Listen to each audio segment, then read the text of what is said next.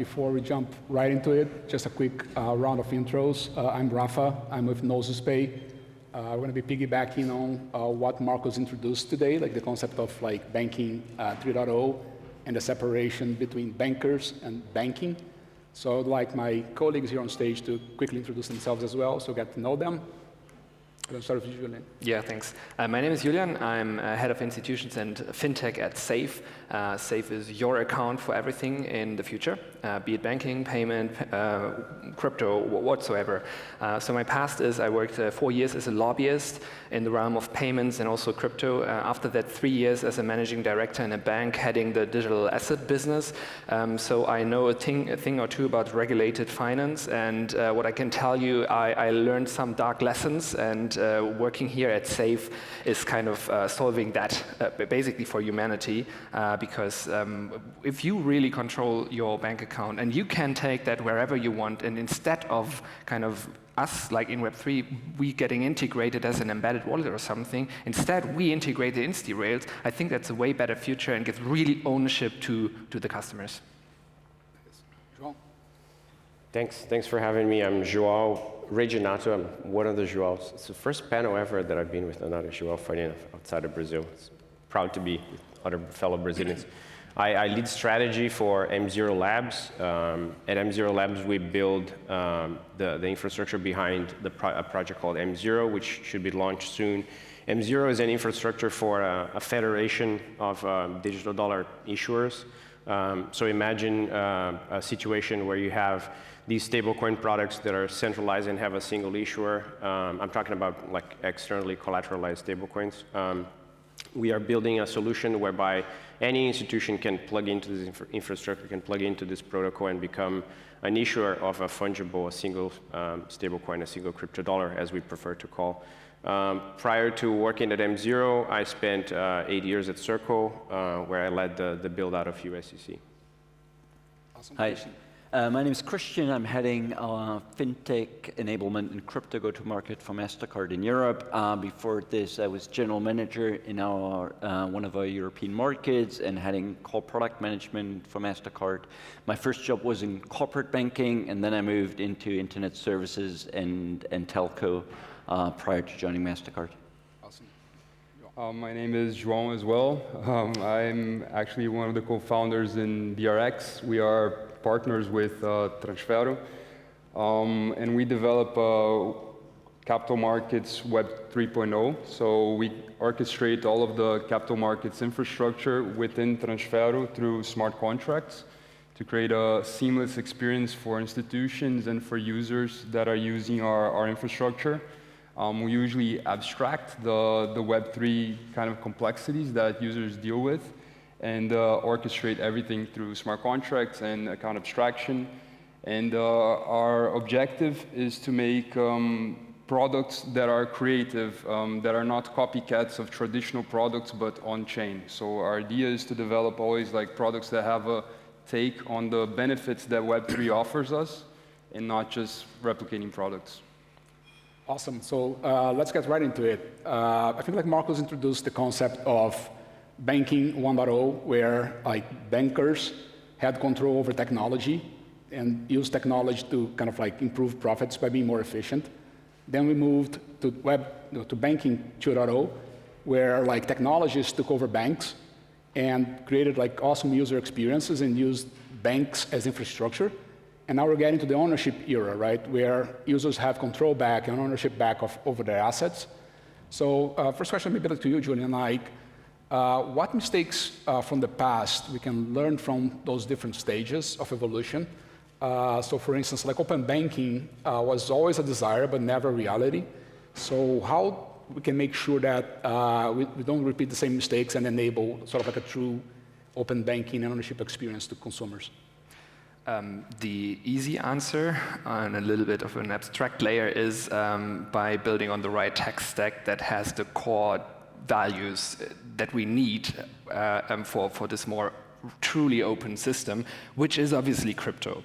But to be a little bit more precise, it's actually funny to see Maike on stage and also Christian, you. Like 5 years ago, we were kind of meeting with Marvin because we were all in jobs in fintech on the rather lobby side, Maike and myself, and you on the business side. But we were discussing this concept of open banking quite a lot. So what does that actually mean, right?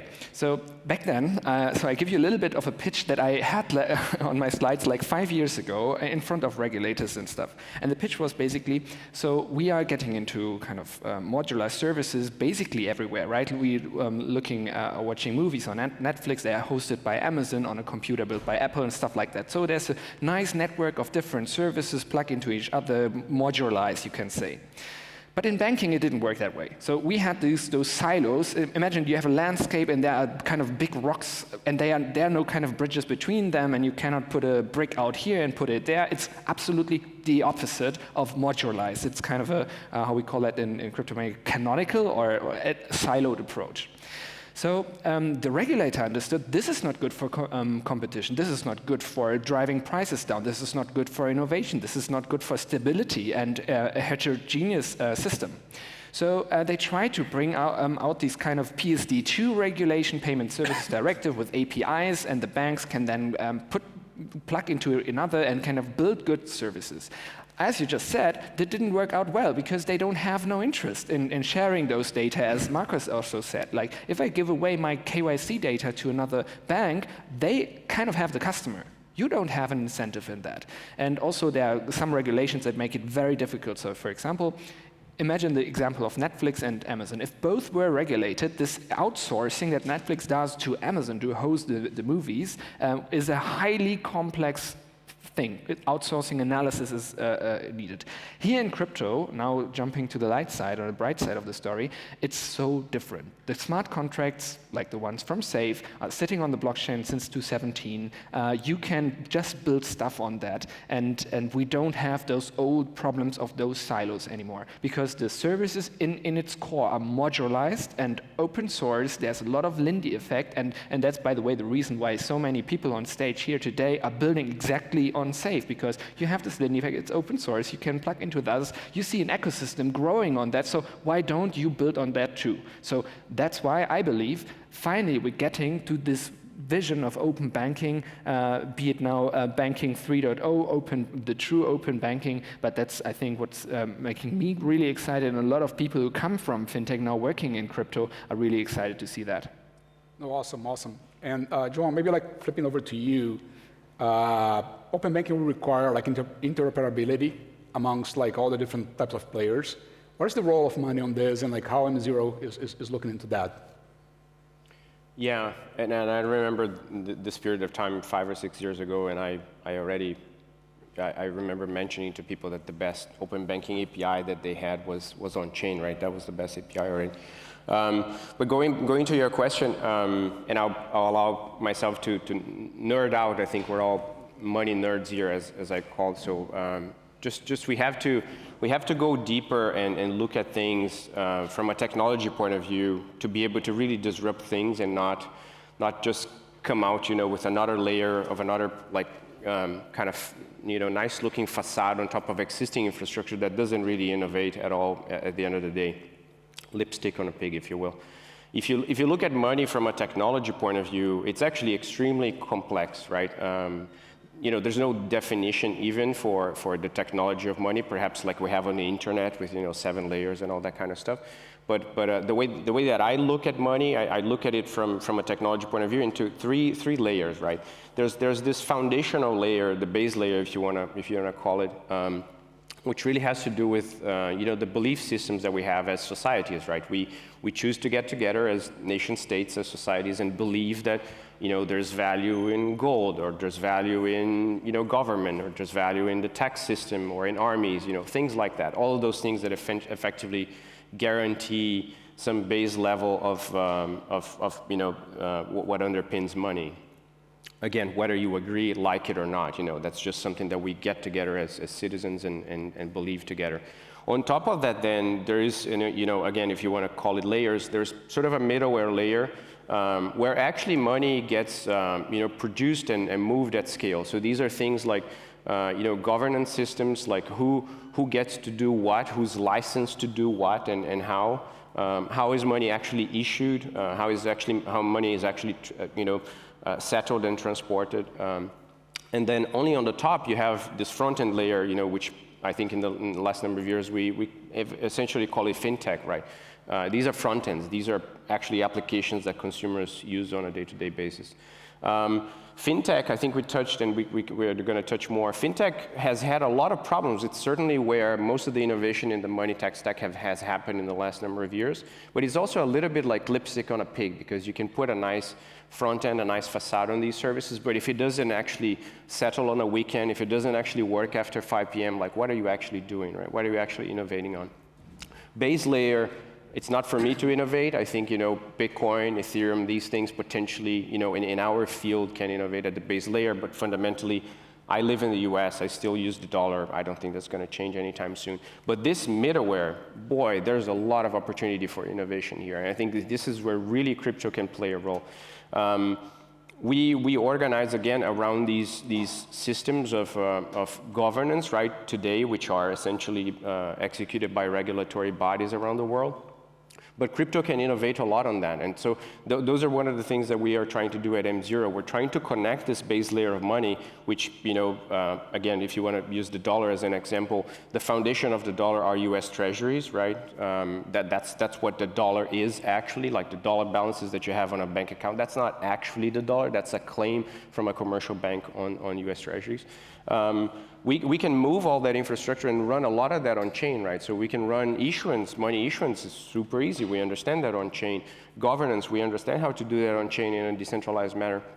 So what we're trying to do is bring all that technology and that infrastructure to run money issuance and democratize the access to that on chain. And by doing that, we believe that a lot of what we know today as banking services and fintech services can connect directly to that and be a little bit more independent from this commercial banking system that we know today.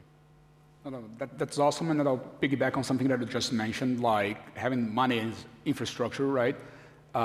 Customers need real sort of like life applications, so like money is going to be used to pay for something, as an example, right? So Christian, like maybe like over to you, how do you see like MasterCard like innovating and building up on top of like what has been just mentioned by Julian and João? I think I can relate to a lot of points that were iterated today, both by Marcus, I think, who also took up a theme that, dates back almost 25, 30 years to Bill Gates, who was saying, people need banking, but not bankers.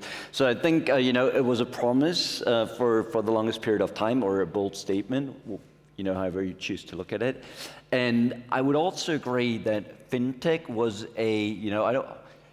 lipstick on a pig is, of course, wording some fintech people would disagree with, but it was sort of a superficial, if you will, user experience optimization, which I think has immense value because it raised the bar for the industry as such, right? If you look at the fact that nowadays you can use your iPhone or Android phone to pay pretty much everywhere in the world, and you get a transaction notification before it says on the terminal, transaction approved, I think there's inherent value in this, and consumers absolutely benefited because it reduces cost, friction, and so on and so forth. But I fully agree that the core, and the core for me constitutes two elements, the underlying technology and the concept of money itself. The core, as of now, has not been really touched, but only in what we now call digital assets or crypto. The fundamental concept of money is really reassessed. And I think we see multiple inroads of challenging the concept of money. We will have CBDCs, central bank digital currencies, that might or might not be based on blockchain. We have stable coins, which I think are super interesting, especially in Europe with the upcoming regulation. We have tokenized bank deposits. So we're not only discussing form factor innovation, but really the underlying technology. And then without boring people too much, and Marcus alluded to it, I think Julian also, up until now, we still run in a real-time authorization and then clearing and settlement in batches. And in a world that is very much spoiled by real-time expectations on everything, and I have the world at my fingertips, is that the best that we can do as an industry? Quite likely not. And that's also one of the reasons why MasterCard engages in this. And we heard about stablecoin settlement. That is also something that we're engaging with. And again, I think it's about using the underlying technology in a very meaningful way to enable consumers to use their funds as they will in a very safe, simple, and convenient manner. And that's, at the end, what it's all about, because that's what we learned in MasterCard over the last 50 years. People don't want to pay. Nobody wants to pay, right? You want to shop, you want to watch a video, you want to split a bill after dinner. And you can't convince people and say, oh, that was a real-time payment and this was a tokenized payment, or this was, people don't care. And I think, as to the theme that we are today, if we push that in the background, if we make it easy, frictionless, at the same time, very secure and transparent, that's the way to go. Awesome, and I think we're gonna go back to this sort of like seamless experience where people need banking, but banking touches everything. It's a friction. So, but I wanted to piggyback on something that you mentioned also on tokenization, and maybe flip over to João, in terms of on top of uses for payment, people need savings, right? Need invest for the future and so on. João, can you talk a little bit about tokenization and how is this whole thing evolving in this banking 3.0 era? Yeah, so I come from a very different market, I think, that is the Brazilian market, which I don't know if everyone is aware, but we're going through a process of mass tokenization. There is an expectancy of a CBDC for late next year. So once we have the currency tokenized, we need assets to be tokenized for the currency to interact with. So, and that brings about some questions and some challenges, which I think only in Brazil we'll be able to answer this in the long run. But just again, as a background, Brazil is a market that's extremely evolved in financial technology because of the level of fraud that we had in the past. So we have extremely evolved financial products, but it always lacked a high level of people being bankerized, right? Banked. We had around 40% unbanked before PIX. And PIX pushed this level to where you probably have more bank accounts today in Brazil than you have citizens. Just Nubank has half the population, right? So, so this takes me to the CBDC, right? So when we talk about investments on chain, in Brazil especially, this is tied a lot to the CBDC because we see the CBDC as the wave that's going to push these people on chain. Banks are already having this discussion currently. And then we start to deal with the important part of tokenization, right? Tokenizing an asset is extremely simple, and it's just a legal process currently and very well detailed in Brazil currently. But then the next question is how do these assets interact, right? How do you make them talk to each other? And how do you evolve them so that they can have kind of this 3.0 effect and not just mimic assets that are off-chain to be on-chain, right? So we are working on these questions today without the CBDC yet, and we've come up with some interesting answers. But in my opinion, the products that thrive, they will be products that usually are going to piggyback on the traditional distribution rails. They will abstract the Web3 kind of interaction, and I think us as developers of the technology, it's our responsibility to make the interface as simple as possible so that we have this growth, which if you look at the fintech revolution that you guys mentioned, it's just based on UI and UX, right?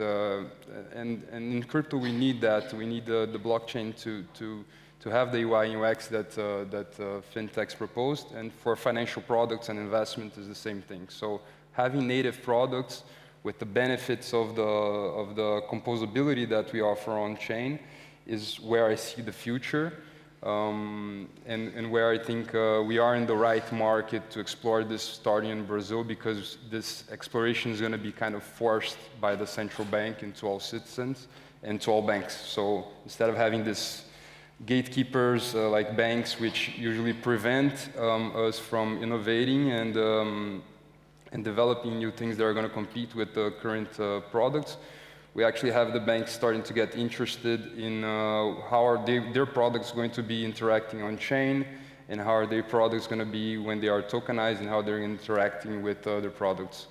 So yeah, pretty exciting times in Brazil, and excited to see the future and see how we can explore expanding this beyond Brazil, right? So I think that's lovely. So like, I think that's a great warm-up. So we've spoken about all the things that we pretty much like all agree on and have some sort of like converging views of the world. So I would love now to kind of like hear things that we don't necessarily converge on, right, and have different opinions. My personal belief is that fintechs have made sort of like a great dent in the history of humanity right now, sort of like creating like awesome experiences, banking more people, allowing more people to use digital currencies, having like checkings account, savings account, doing cross-border payments, and so on and so forth. But it hasn't ultimately changed the business model, right? So if you take a look at the most successful fintechs out there, like you can talk about Nubank, Revolut, Wise, you name it, they all are going back to the old banking business model, right? You have this checking account, you make money out of fees, out of interest, you create closed systems, gated systems where like you protect your users from like everyone else. So you still have that concept of like owning the user and so on and so forth. So I'd love to hear sort of like different views on like how we can avoid the different pitfalls that have been made on this transition from banking to fintechs, so we don't fall into the same traps again, like when we're going towards this ownership era. So how we can make the system more open, more user-owned, leveraging the best experiences, leveraging the best, maybe like core evolution in terms of like backend. So I'd love to kind of like hear from you guys a little bit about that. And I'll engage the audience a little bit on to help us kind of like getting the heat up here. So maybe Julian, like, start with you on that. Yeah, so why I'm very confident that we will not repeat the mistakes of the past is the very core is not a silo. The very core is not the one company, one fintech, be it Nubank, be it N26, be it Revolut, or any kind of this old incumbents, where you have your KYC data, and then only the ones who have your KYC data, how old are you, what's your name, what's your birth name, where you're born, yada yada. We all have done like too many KYCs in our lives. Only the one who has those data can offer you financial services. And here is the tricky point. So what is a financial service? Actually, what we define as a regulated financial service is usually the point where you give up control. So if you have your money with the bank, it should be regulated. It should. And since it's black box banking, other than open permissionless on-chain explorers where you can see where your funds are flowing, they are responsible for anti-money laundering. That cannot be outsourced because only they know, oh, Julian is sending stuff from Deutsche to HSBC to Nubank or something. Only the banks know. The bank cannot look into the next hop. On-chain, you can't do that. So by having our industry built on a completely different core in the very inner circle of it, which is a permissionless blockchain and a smart contract that you can trace through, those needs are not there. So we are not stick to the one service where we did the KYC with. We can move on. And that's the point why I'm so confident that we'll not repeat those tasks. I mean, obviously, we can be abused or mistreated by regulators if they crack down on payment, P2P payments, so basically self-custody wallets. If that would come into effect, that would be kind of that would be a nuclear option. Then we would probably not have this panel again next year because everything is done. But I don't believe that's coming. I think we have very good reasons for that, and also kind of things like Mika show us a path that, yeah, there is compliance. For example, you guys at Gnosis Pay, you're doing KYC for the where you need it, right? Because wherever you give up control and settle one of the schemes, Visa, MasterCard, potentially Amex, then you have to still uphold those licenses, but not when I do on-chain transactions. So the future will be, you have the account, usually the Safe Smart account, and you implement those rails, and you can plug them out and integrate others. You stay with your account, and here you can in a modular way plug things on top of. And that's the reason why I don't think we'll repeat the mistakes of the past. Awesome. But right now, like within a safe, let's call it like a safe account, right? I can pretty much like own each different type of asset that I want, right? And it's a permissionless system. So like, let's say that I want like a token that's issued by, or like a stable currency issued by using João's infrastructure. How does this trust system like work, João? Like how can I make sure that a stable that sits on safe is going to be accepted by Christian whenever like I'm processing like a payment, touching my MasterCard at the point of sale? How does that work in your view? Like, yeah, that's so using your prompt to kind of disagree a bit. While I agree with Julian that I think we are in a better path and we have a better foundation, but I'm not so optimistic as Julian because I think we as an industry and we as a sector, we also like to like repeat mistakes that have been done in the past. And right now, let's zoom just in the stablecoin sector, right? If you want to read a bit about history, for example, of commercial banking in the US, you know, early 1800s, like that's where we are. We have like these private, isolated issuers issuing their own, claim on a private liability, and they're not interoperable, right? And there's no infrastructure to kind of allow true interoperability. I mean, we have swapping, we have trading, but you go through price discovery. That's not really interoperability. If I'm using Tether and there's a use case where I need to use USDC instead, I need to go myself as a user or developer of that functionality needs to plug into like some sort of clunky and non-standard interoperability function. So I think we are in the 1800s of stablecoin sector, just to use that sector as an example, and we have to move a lot forward to be able to really like fulfill some of the promises that I agree with Julian that we are on the path to. So I think, and this is not to criticize Christian and MasterCard and Visa, but I think if we don't fix that side of the sector ourselves, there's going to be a lot of interesting business for companies like MasterCard and Visa and others, because they will continue to be this network of networks, right? They will connect to all these stablecoins and say, don't worry, we deal with all of them, we'll trade with all of them, we'll connect to all these networks. And like, are we building anything new fundamentally if we end in that path? I don't think so. I think it will be more lipstick on a pig. So that's why we have this really uphill battle ahead of us, at least at M0, but we are going to fight the good fight, which is there shouldn't be many stable coins. There should be one stable coin, because we don't have many dollars. We have $1, we have €1. Granted, you have specific liabilities of specific banks when you have a bank account with a balance in that currency. That's not actually the currency, right? That's like a liability you're holding towards that bank that has a claim on the actual currency. But you are free to take your funds out and to move to another bank, and there's a lot of interoperability and infrastructure that has been built over the years to allow that to happen. Today, if I'm holding USDC or if I'm holding Tether and something happens, I need to figure out myself, and a lot of people lose their shirt in that process. But also, I think the model is completely upside down, right? Because we have these companies that are stablecoin issuers, and what do? They issue a stablecoin, fine, but what actual value, what actual service they're providing to end users? Our perspective is that instead, if you look at the companies who are building use cases in this sector, they should be stablecoin issuers.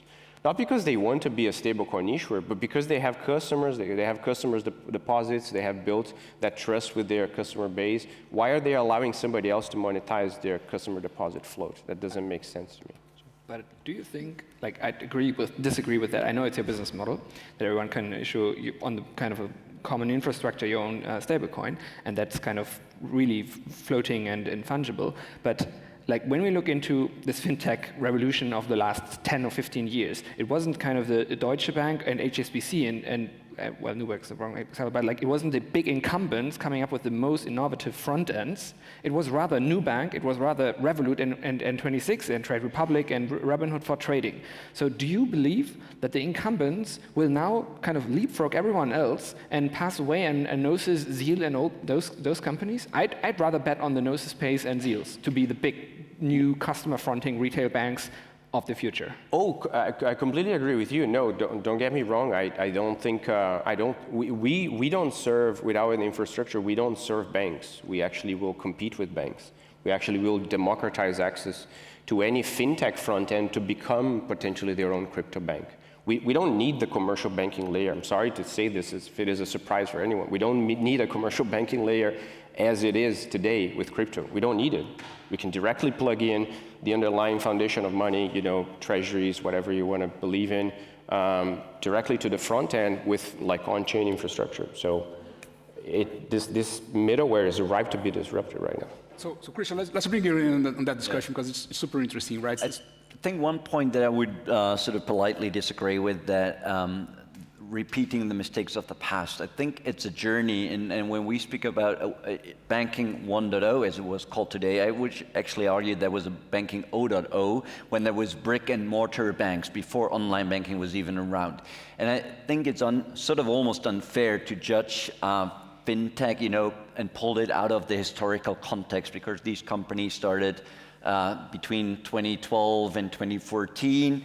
And obviously the technology as we have it today wasn't there yet. And I would almost argue that the evolution for consumers to trust a company that hadn't been around like 50 years or 100 years ago and say, okay, this is a bank that only resides on my mobile phone, that was a big step. Maybe not in the underlying technology, but financial services and economy is a lot of psychology. So I would say it was a necessary part of the journey, and for sure not the end of the journey. That's one statement. The second statement, what is necessary to succeed or to evolve, I think regulation is. And in Europe, I think we are fortunate with MiCA coming up, because only if consumers have, let me call it the equivalent level of comfort to what we now have with deposit insurance, zero liability chargebacks, what we call crypto will scale beyond 2 to 5% of the market. Because a lot of people, you know, they don't want to deal with all the complexities. They like the, you know, ownership and whatnot, but they don't want to be confronted with all the risks. So that's why I think regulation is key. And the third, risk? Sorry, what risk? Pardon me? What risk? Let's put it like this. If today something goes wrong with a payment transaction, right? And let's say I buy something, I'm residing in Portugal and there's a Polish web shop. You know, no offense, just taking examples from the other end of the continent. If I wire transfer 200 euros to the Polish web shop today and the merchandise never arrives, you know, I as a consumer can choose, you know, do I want to open a court case? Do I file a claim in Warsaw or in Lisbon or whatever? If I do it with a card, I can call my bank and say I made a payment, the merchandise never arrived, I want to trigger a chargeback. So that's what I say, you know, in what we call Web 2 or traditional payments, there's rules, regulation, there's dispute resolution. And as much as we would like the world to be binary and be fit in smart contracts, maybe it's not. Maybe the Polish web shop sent me the merchandise, but it was wrong, it was broken. So they can say, yeah, but we send it, but I would still argue. So that's why I say there's nuances, there's details, there's shades of gray. And that gets me to the third point that I wanted to make. I wouldn't, you know, reinvent the wheel from scratch. Just as much as Marcus was saying, you know, he has a global platform, global vision, and he partners with companies such as Visa and MasterCard, who are global by definition. You still see the need to connect into local rails, right? And that's where I would say don't fix what's broken. If you consider, you know, international schemes, scalable, efficient, and consumer-friendly on and off ramps, and connections into the real world, why fix it? Apple didn't use iTunes as an acceptance system. I mean, Apple could have gone to any German bakery and say, you know, we have 1 billion iTunes accounts, so why don't you, you know, open up iTunes as an acceptance brand? They basically piggyback on card rails, and I think the way Gnosis is going about it absolutely makes sense too. So back to your question, I would say it wasn't there were mistakes, and there continue to be mistakes. Are they unavoidable? Are they part of the journey?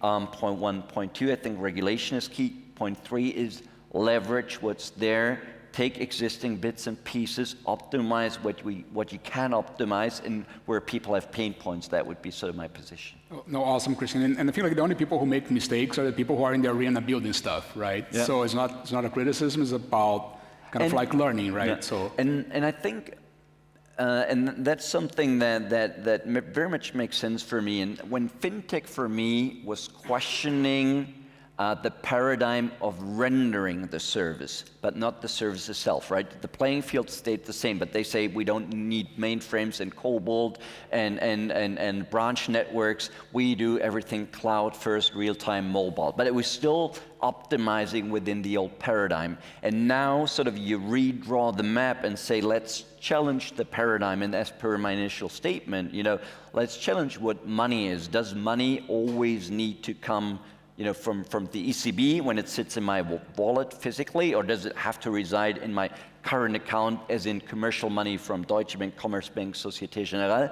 And I think obviously that opens the sort of the funnel for solutions, and I think it's super exciting to see where, if we reconvene in 5 years to say, what were the mistakes that were repeated, with good intent, and what were the real increments? Yeah, but let me kind of like bring John to the conversation now, because like I think we touched on a very interesting point. I think like all of you like touched it lightly or not, like regulation, right? And with tokenization now, like you have assets that can be tokenized and become accessible for everyone anywhere on Earth for now, maybe like even out of Earth like in a few years. But like how is the role of regulation and on this tokenization of assets? How do stop like people from different places getting access to things that they're not supposed to, or like how do you protect those people? Should you protect those people? What is the role of different like players on all of that? Yeah, I think that's a challenge that this global network kind of imposes on us. We are deep believers that a transparent and clear regulatory framework is always needed for this to be institutional and not be just like a side project for people. So, but we understand that the regulation should be on distribution, right? On which types of investors or which type of customers you can acquire, and not on the innovation side and the types of product that you can create. So you can limit the types of people that can access this product, but not limit the innovation on the product side. That's at least our take on it. And this kind of resonates a little bit with the KYC challenge that I think Julian posted, and the fintech revolution and the effects of it, right? We talk a lot about the fintechs, and they were all good and everything happened. We have the examples of the winners like Nubank, but how many losers did we have for one Nubank to be there, right? And at what cost were they there, right? Nubank was deeply backed in the initial stages. So the reality there in the fintech world, especially where I come from, is you have a very low switching cost to move from one platform to the other, because there's no cost on the emission of the card for onboarding. The company is taking that cost in and increasing its customer acquisition cost, right? And once we move to a framework where the KYC is more on chain and the data is an availability layer that's a little bit different than we have currently, where it's siloed, as Julian put it, we start to not incur into that mistake that the fintechs had, which is coming across huge onboarding costs. And instead, they could actually monetize the onboarding throughout the platforms, right? Which is a model that we've seen in crypto for some types of KYC projects. So once that is solved, you can start having kind of a global reach KYC, because if people are sharing the information, of course, with the consent of the user, you start being able to have this KYC come across borders and being implemented in different jurisdictions, or being added, if additional information is needed. And you start giving access to these people to more products because they are KYC'd and they are eligible for that investment. And we don't go back to that model where, in the fintechs, they want to silo their clients, isolate them because they had a cost to put that guy in there and they need to make money on top of him at some point. And most of them offer a lot of free products and don't actually make any money on top of them. Great. So I think we have about a minute left. So I'd love to take 1 or 2 questions from the audience to kind of spice up things here to wrap it up. So questions?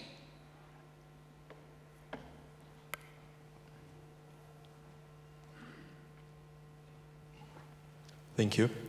I think we're talking about non-custodial accounts, and I'm curious to hear if you have any thoughts on non-pegged stable coins that are built on top of Ethereum, we have a few examples these days, and it feels like today we are just talking about USDC and USDT as the only options for stablecoins. But if there are any thoughts on RAI or any options that are actually non-pegged, low volatility collateral for Ether, yeah, I would love to hear that.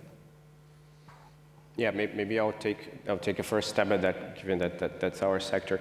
That's why, honestly, I don't personally like the term stablecoin, because I think it puts everything in a very broad basket, and these instruments, as I call them, they're very different one from the other. I mean, what is a stablecoin? Oh, it's an asset that has a peg to another reference. Fine, UST was very well pegged up until it wasn't anymore, right? So is it a stablecoin?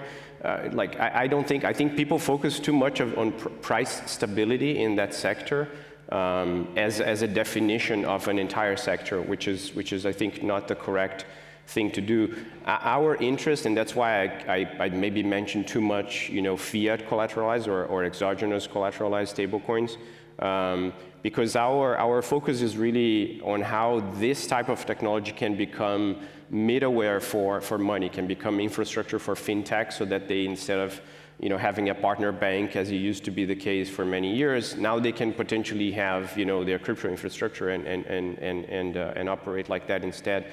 But I think there is space for experimentation with all these instruments, right? Athena, like all these things that are being built. I don't think they are stablecoins. I think they're something else. I think if you dig into traditional financial services, like there's a name for those things, and they're not stablecoins, or they're not, they shouldn't be treated because they have fundamentally different risks. I think there's a space, and I think decentralization is really important. We are trying one approach to decentralization, but the collateral is exogenous, so you will always have things that are hard to manage on chain. But I don't like the term, because I think those instruments are very different. They have very different risks. Yeah, I think so. There's nuance, right? We have the guys from Monerium here, and that's actually real money by definition, right? Monerium has an EMI, E-Money Institute license, and what they issue, no matter where it is, and it's on a blockchain, it is money. And that's definitely different for Athena. By the way, Athena is not claiming that it's a stablecoin. I think it's a kind of a derivative on US Treasury yield or something like that. And there's nuance. So I like Safe's perspective on that. You can throw in whatever you want. You can have a Trump NFT, and you can have, I don't know, some kind of meme coin or Ether in your wallet. We don't care. I think who should care is definitely the front ends, who are in parts regulated or are integrating regulated services. And that's why Gnosis Pay chose Monerium and not Athena, because it makes sense, because at someday you will roll out your product to non-crypto savvy people who know about things in the past, like Terra Luna and stuff like that. So definitely you have some responsibility to pick the right stablecoin, but we don't. I agree, and the last thing I would add to that is that, because I didn't mention, I think people focus too much on price stability, and if you are a fintech front end, you should care more about solvency, I think, because ultimately, if you're really building for your consumers and you want to care for them in the long run, you should care about solvency of one of these instruments, not necessarily price stability. Yeah, that was a great question, because we can keep talking about this for like another 30 minutes. It's like, I think there are like different perspectives on it. Thank you very much for the question. So it was the first very good one. So anyone else want to keep up with that question? Like back there.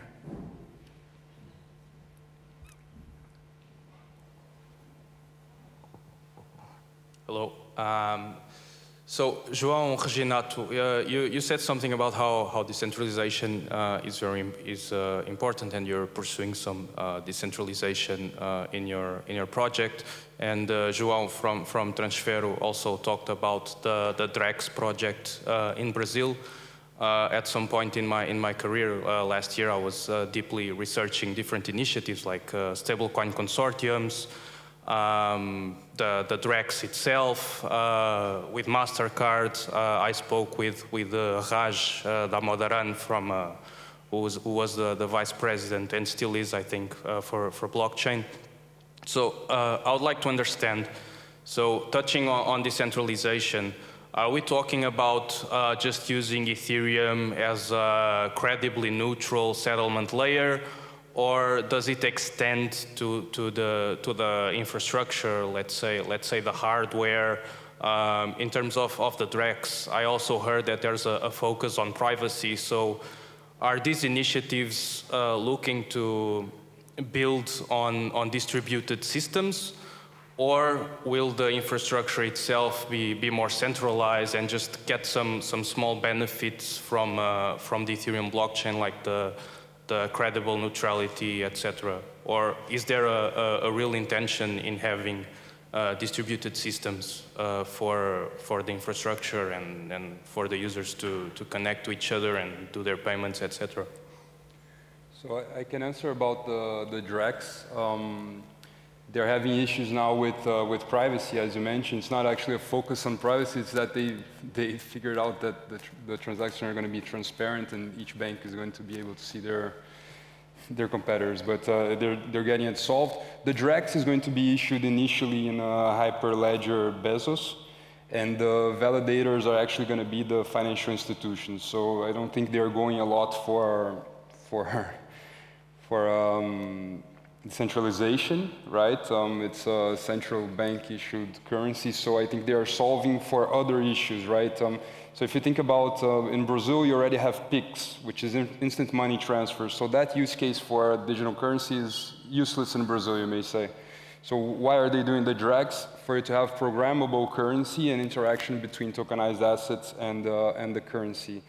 So I think in the long run, the drawing they have for the DREX is initially a issuance for the banks, reserves. So the central banks the central bank is going to issue for the banks, and they're going to be able to hold reserves in DREX. And then each bank is going to be able to issue their own kind of a stable currency, which is a little bit of a drawing of way back on currency-wise. But this is, again, like we are optimistic because there is a view on developing this technology institutionally within the country.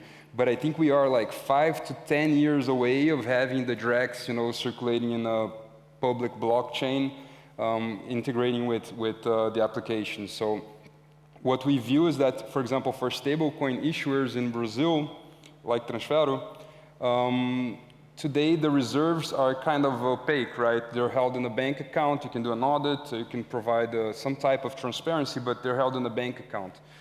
With the DREX, we can start to see these reserves starting to become transparent. And with that, you kind of start to abstract this private layer, which is the stablecoin issuer, from the equation, because you have real-time access to the reserves holdings, and that can be a direct proxy for the DREX in public chains.